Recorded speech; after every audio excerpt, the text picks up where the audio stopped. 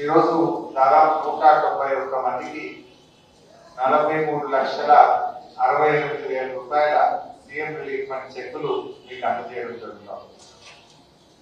మన ప్రభుత్వం మరి గతంలో కేసీఆర్ గారు ఉన్నప్పుడు తొందరగా మనం పేదలకు సాయం చేసుకునే అవకాశం లేదు.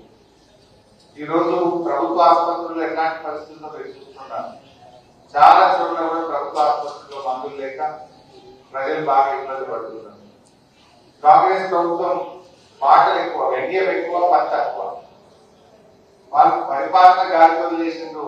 ప్రతిపక్షాల మీద ఎంతసేపు విమర్శించుడు, బురద జల్లడం, కక్ష సాధింపు చర్యలకు పాల్పడడం, దాడులు చేయడం, లేదంటే అక్రమంగా కేసులు పెట్టడం, ప్రజలను పాలన గాలితో చేసిన పొద్దున్న కట్టుపల్లి ఊరిపోయి డెంగ్యూ వచ్చి పాపం చిన్న వయసులో ఉన్న ఒక ఆవిడ చనిపోయింది. ఎందుకు ఈ పరిస్థితి వస్తా ఉంది? పారిశుద్ధ్య నిర్వహణ లేక రాష్ట్రం మొత్తం కూడా ఇలా జ్వరాలతో బాధపడుతున్నారు. ప్రతి 4 ఇళ్లలో 3 ఇళ్లలో ఎవరికో ఒకరికి జ్వరం వచ్చి బాధపడుతున్నారు. జ్వరం వస్తే వేల రూపాయలు, లక్షల రూపాయలు ఖర్చు అయ్యి పేద ప్రజలు, మధ్యతరగతి ప్రజలు ఇబ్బంది పడుతున్న పరిస్థితి. ప్రభుత్వం ఏమైందంటే ఎన్నో అరిచేతులు వైపుగా చూపించింది, కానీ ఒక్కరికి కూడా అమలు చేయని పరిస్థితి. ప్రశ్నిస్తే దాడులకు పాల్పడతా ఉన్నారు. ఇవన్నీ కూడా సమాజం గమనిస్తా ఉంది. నేను ఎక్కువ విషయాల్లో పోను. నీళ్ళేందో పాలేందో మీ అందరికీ తెలుసు.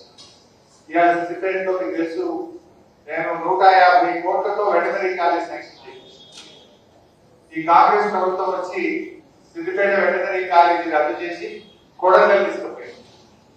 ఇది ఆ ప్రజాపాలన. కొత్తది పెట్టుకో అంటే కాంగ్రెస్ వాళ్ళు మన సిద్దిపేటకు అన్యాయం చేస్తున్నారు. సగం పెట్టి కాలేజ్ అప్పుడే మన కేసీఆర్ ముఖ్యమంత్రి ఉన్నప్పుడు మనకి ఇస్తే 150 కోట్లతో మన పిల్లలు చదువుకోవాలని doctor course, veterinary doctor course college సిద్దిపేటలో పెట్టిస్తే సగం పని అయినంత దాన్ని గద్దల్లాగా ఎత్తుకుపోయింది. ఇంకా సిగ్గు లేకుండా కాంగ్రెస్ మాట్లాడుతున్నారు. ఇలా వెటనరీ కాలేజ్ వాపస్ తీసుకురండి. కొత్త నియం ఇస్తలేదు, మీరు ఉన్నది పాలన కూడా ఎత్తుకోకరా. కొత్తగా మీరు ఇచ్చింది ఏమి లేదు. కానీ కేసీఆర్ ఇచ్చింది సగం పని అయిన వెటనరీ కాలేజీ ఎత్తుకుపోయింది.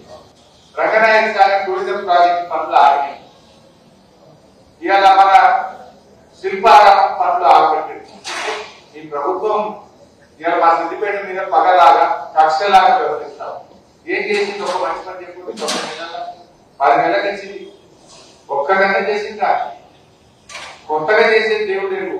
మనం చేసుకున్న వాటిని కూడా ఖరాబ్ చేస్తున్నారు.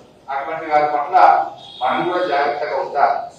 చేసేది ఏం లేదు. ప్రజలకు ఇచ్చిన హామీలు ఒక్కటి కూడా అమలు చేయలేకపోయినారు. అందులో మనం కూడా ప్రజలు ఆలోచించుకోవాలి. మనకి సిద్దిపేట జిల్లా ఏంటంటే, పోలీస్ కమిషనరేట్ అయిందంటే, మెడికల్ కాలేజ్ వచ్చిందంటే, సిద్దిపేట రింగ్ రోడ్ వచ్చిందంటే, 1000 పడకల ఆసుపత్రి వచ్చిందంటే, సిద్దిపేట ఎంత అద్భుతంగా అభివృద్ధి జరిగిందంటే అది కేసీఆర్ గారి వల్ల. అక్కడన్నా మీరు చేసింది ఉన్నదా?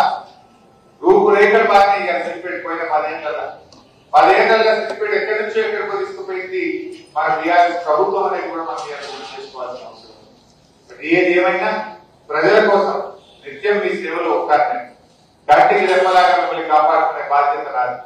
ప్రజలకు ఏ కష్టాలు వచ్చినా, మీకు ఎలాంటి సేవలు అవసరం ఉన్నా అన్ని విధాలుగా కూడా మా కౌన్సిలర్లు, మా నాయకులు, మా ప్రజాప్రతినిధులు, నేను, మేమందరం కూడా మీకు అందుబాటులో ఉండి మా శాయశక్తుల్లో మీకు సేవ చేస్తాం. మా సహకారాన్ని కూడా మీకు అందిస్తామని చెప్పి తెలియజేస్తూ, ఇవాళ ఎప్పుడు మన సిద్దిపేటలో నా ఇంటికి ఏ ప్రజలు వచ్చినా కడుపు నిండా అన్నం పెట్టున్నాం, చేతుల గల సాయం చేస్తున్నాం. ఎవరు కూడా ఈ ఇంటికి వస్తే ఆకలితో ఉండొద్దు. ఎవరైనా ఇంటికి వస్తే ముందు వాళ్ళ కడుపు నిండా అన్నం పెట్టి వాళ్ళను ప్రేమగా మాట్లాడి వాళ్ళకున్న కష్టాన్ని తీర్చడం కోసం మా శాయశక్తులు కృషి చేస్తా ఉన్నాం. అట్లా ఇది మన ఇల్లు అనేటువంటిది ప్రజల ఇల్లుగా, ఇది సిద్దిపేట ప్రజలందరికీ తమ సొంత ఇల్లులాగా భావించే విధంగా ఈ కార్యాలయంలో ఇల్లు అందరి కోసం పనిచేస్తా ఉన్నాం. మీరు కూడా ఎల్లవేళలా మా సేవలు ఉపయోగించుకోండి. వీలైనంత వరకు మా కార్యాలయం, నేను, మా కౌన్సిలర్లు, మా నాయకులు అందరూ కూడా మీ సేవలో ఉంటారని మనం చేస్తూ అందరికీ నమస్కారం. జై తెలంగాణ.